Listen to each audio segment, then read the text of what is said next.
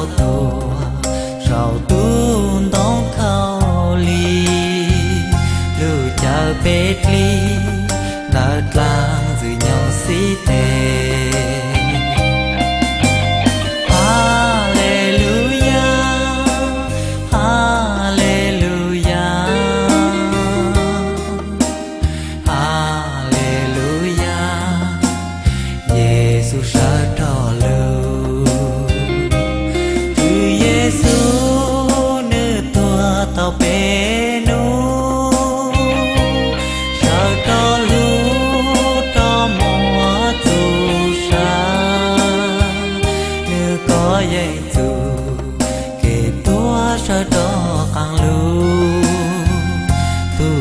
Giêsu có danh luôn lá tê. Hallelujah, Giêsu sa trò lu. Hallelujah,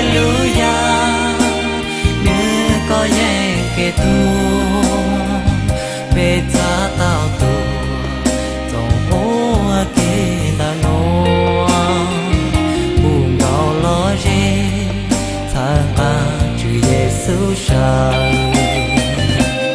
Vì nữ lưu tế tua nên là tế ta lưu tế tu kế tu của bê tua tu đó mô tu sa sa đó càng lưu lê chư Giêsu.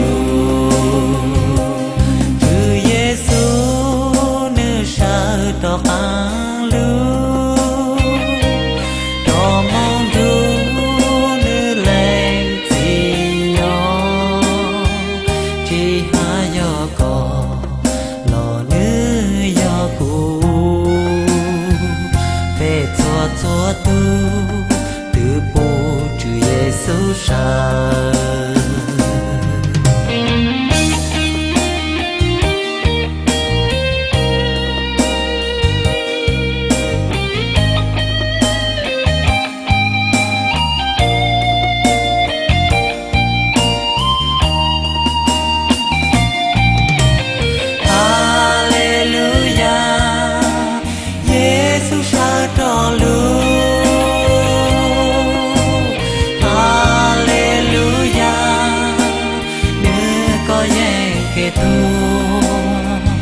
Về cha tao tu trong ô kê ta nô buồn đau lo rê thang an chư Giêsu sa. Vì nữ lưu tế tua nên là tế ta lưu tế tu kế tu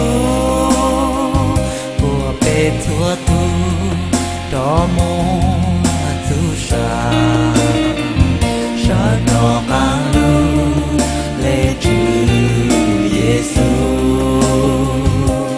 Chư Giêsu nữ sa đó càng lưu đó mong ru nữ lên gì nhỏ chỉ hai giờ có lò nữ giờ cũ về cho tu từ bộ chữ Giêsu sa.